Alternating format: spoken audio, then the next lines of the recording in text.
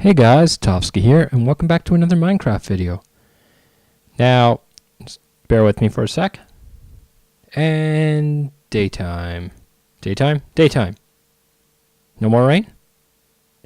No more rain? And no more rain. No, never mind. Oh, there we go. Anyway, Tofsky here, and welcome back to another Ars Magica video. This time, Mithion is not joining us. He actually has a repetitive stress injury. And because of that, I felt like, hey, why not just go on looking for some towers? I just want to go on an adventure. You know, it's been a while. And the last time I went on an adventure, it was basically to find the Archmage Tower, which turned out to be a complete dud, as you have all seen. And, ooh, what is going on? Whatever. So, yeah, last adventure ended up being basically a dud, and I want to find something. So I figured, hey, now's the perfect chance to do that. Unfortunately, Mithion can't join us, but you know what? With his repetitive stress injury, the best thing he can do is just take a break, relax, and etc. Basically, Mithion has been putting 110% into his mod, and he's a software developer. That's what he does for a living as well. So, I mean, you know, work 8 hours, 9 hours a day, come home and work another 4 or 5 hours on a mod. I understand why he now has that repetitive stress injury, and in fact, it's actually in both arms. So, you know, it's affecting his gaming too. He can't even play games. I ended up meeting up with him recently, and, you know, we tried even playing Rock Band or something like that. And, of course, didn't work out too well. But hey, I can actually beat him when he's got an injury. But enough of that. Basically, my goal for this episode, as I'm just wandering around talking, is I want to find something. I want to find a tower.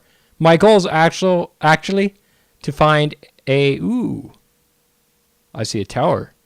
Although, I don't know if Myth and I have been here before. I know we found one of these before. This looks like the Mage Inn. Oh well, I'm going to check it out. And yeah, I do have my compass. Good. So the one thing I want to do is I'm hoping to find an affinity tome. And what an affinity tome is, in case it was not mentioned in a previous episode, an affinity tome, ooh, yeah. I better keep that on. What an affinity tome is basically, and it looks like we've been here. Oh well, whatever. Affinity tome, enough distractions, it's basically a book that you read and you become versed in an affinity. So, for example, if I want fire spells to have a fire affinity, I'd read the fire affinity tome. And then down by my armor effects in the bottom left corner, there will also be like a little tome indicator, like basically just showing that I have a fire affinity. And what that does is that basically makes it so that any of my fire spells, so let's say I cast Fireball, Firebolt, etc., they're actually cast at a reduced... Wow, that pig rocked really strangely. And I think I've been here. I think this is where we found the hood debugging scroll. I'm going to check it out. But anyway, what I was talking about, the affinity tome, if I raise any...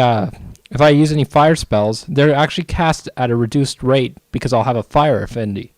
And yeah, definitely been here. Now, if I were to cast let's say I were to cast an augmented fire spell, any augmented spell normally would require a reagent, except for most of the basic combat spells. But nonetheless, reagents can be costly to get. However, if I have, let's say, the Fire Tome once again, and I cast a fire spell that needs that reagent, it does not actually need a reagent when I've got the affinity. So that's definitely a benefit. One other thing is, well, the major drawback to this is, let's say I have a fire affinity and I want to cast a water spell. Each affinity has an opposing affinity, so obviously water's the opposing affinity to fire. So if I wanted to cast, let's say, Aqua, for example, well, I don't know Aqua is necessarily the best example, but let me say I want to cast a water spell. And basically when I cast that, it won't cost more, as far as I know. Mithion will have to correct me. But what will happen is, I think it does actually cost more, sorry. It does cost more to cast the opposing affinity spells. However, village. Sorry, I'm getting distracted. I'm good at that. It will cost more to cast a water spell if I have a fire affinity. However, it will not cast like double reagents or anything like that. And I guess these guys really don't like getting inside their empty houses. Yep, empty houses. And see you guys come out of there. Yeah, come on out. Come on out. Yeah, that's what I thought. Yeah, anyway, maybe, what do they have to trade? Nothing good. Nothing good at all. Oh, well, whatever. So, yeah, my goal this episode is to hopefully find some new towers and especially find an affinity. Personally, my favorite is an air affinity because I just like being able to fly around. Using augmented flight, which I believe lasts for about a minute. And just flying around is awesome, especially when you're like level 30, and by the time it wears out, you can basically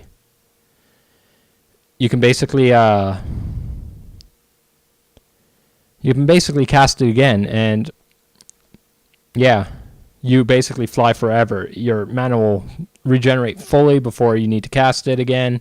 So it's the best way to travel, in my opinion. I mean, I could use Mark and Recall and things like that, but I like flying for some reason. Flying just seems more awesome. Anyway, maybe some of these cows will give me some experience points as well as some leather. I wouldn't mind making a spell book to contain the recipes in. Recipe scrolls can actually be stored in spell books, so I know we have a chest for our recipes right now, and it'd be kind of interesting to maybe make one recipe book per spell affinity and just organize them that way. And anything up here, high vantage point. I don't know if I've been that way. I'm gonna head there. And whee! Oh, that ruins the splash. Anyway, you would have seen me.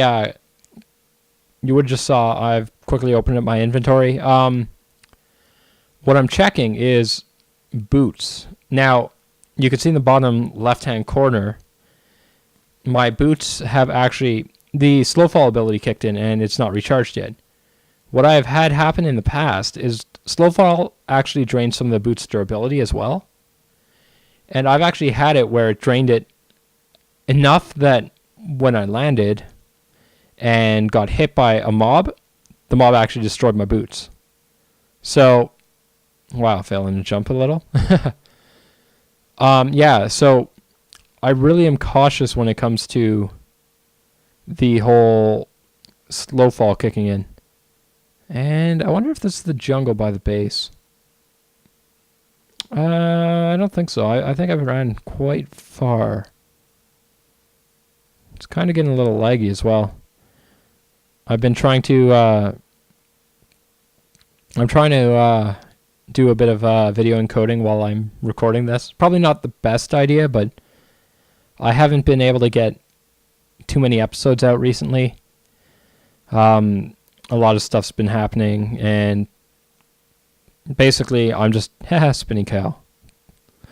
And yeah, basically a lot of stuff's been happening, and it's preventing me from recording more footage than I want to. So I just want to record as much as possible, and this is the most opportune time. Of course, it's rather late in the evening, but you know, I'm rather used to recording late now.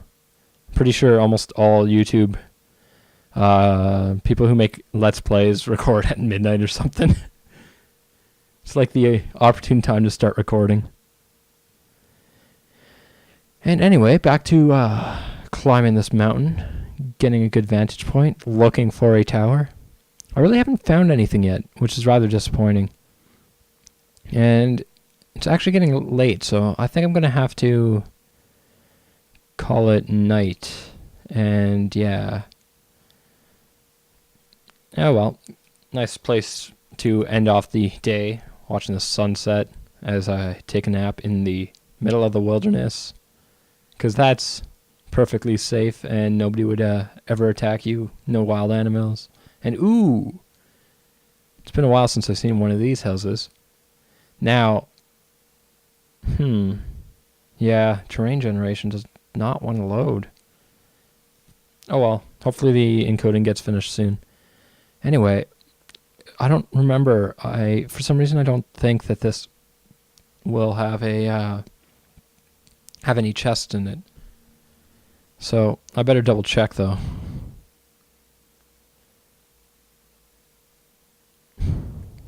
And so far nothing.